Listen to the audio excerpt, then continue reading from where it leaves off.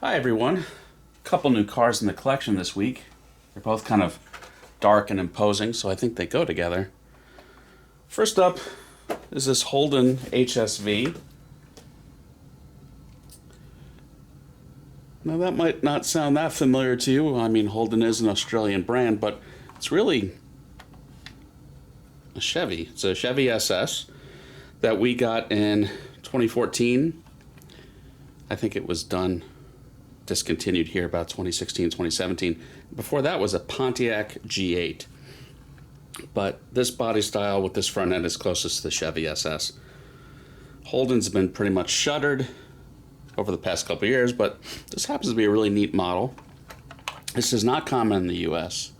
This model is sold in Australia to go with the car by a company called Biante. Don't know how quite to say it. Biante. Biante. It's very good quality, very similar to Auto Art, I think, in overall quality. It's a very nice metallic black color if the sparkle gets picked up by the camera. So, of course, it is a right-hand drive, since it's Australian. We have proper opening diecast, if I can get the hood open. It does come with a crevice tool, which is always appreciated. So under the hood you have a small block V8, 6.2 liters, V8, about 420-ish horsepower. I'm not sure the exact rating in Australia, but it's an LS3. Relatively detailed. You do have dog legs, but you have a scale hood strut, so that's nice to see. Up top you do have open mesh. Closed mesh in the corners, but the real car might be closed, I'm not sure. Very nice wheels and tires. If I'm being critical, I wish there was a bit of a black wash on the brake rotors, so those the holes looked a little more three-dimensional. I do like that you have lettering on the tire sidewall, which I appreciate. Going on the inside, pretty good interior detail. You have simulated carpeting, of course. Let's get back seat access. Let's get a better shot over here of the driver's side. See, a very good model. Well detailed. For the longest time, these were quite expensive if you were to find one in the US on eBay. $250, $350. But a bunch of these wound up on Alibaba, AliExpress. And this was $104 landed, which at that price I'm definitely not mad at. I think that's more than reasonable. So you have a carpeted trunk as well. It's just a very good model. I think, about $100 you can't beat full opening die cast. It is a limited edition. Packaging is pretty nice. I think, you've got a black box. Mine got a little crushed in transit. If I mean you're coming from China. You also get a certificate of authenticity. It's car number 201 out of 1930. So that's always neat. You get this crevice tool, which I really can't get enough of these. As you can see, sometimes I do struggle to open these cars up. And then, you get your styro insert.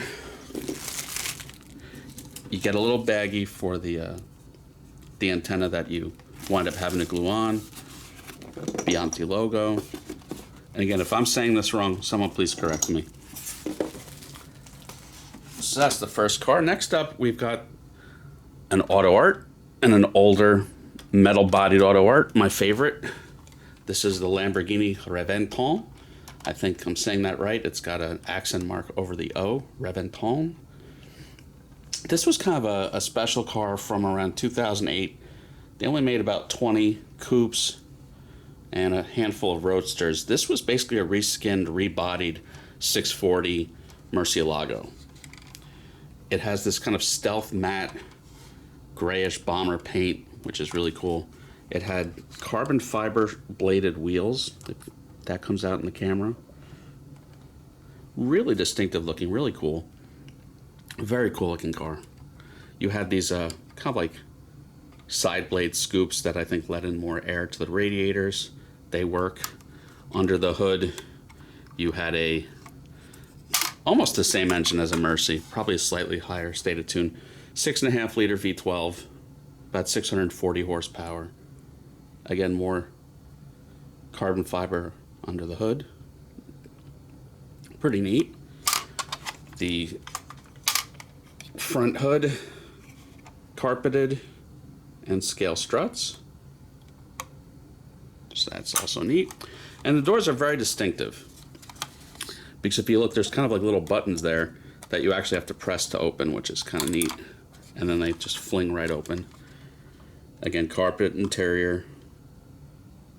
You know, 2008 was pretty much still the heyday of auto art. Composites weren't really a thing yet. So this is pretty good stuff. I wish you could get more auto arts like this today, but everything seems to be composite. This probably retailed maybe for $129 back in the day. I got it via Facebook for, I think, $125 landed. I think that's pretty good at that price. I'm not mad at it. So yeah, really nice display piece overall. Let's put that back. And I'd been hunting it for a while. I just didn't want to spend the $250 that you typically see for on eBay. Packaging is the performance blue and black box. You do have the little instruction sheet for how to open the doors. But yeah, nothing too exciting for packaging. But a welcome addition to the collection. So yeah, that's it for this week. Tune in next time. Everyone have a good one. Please like and subscribe.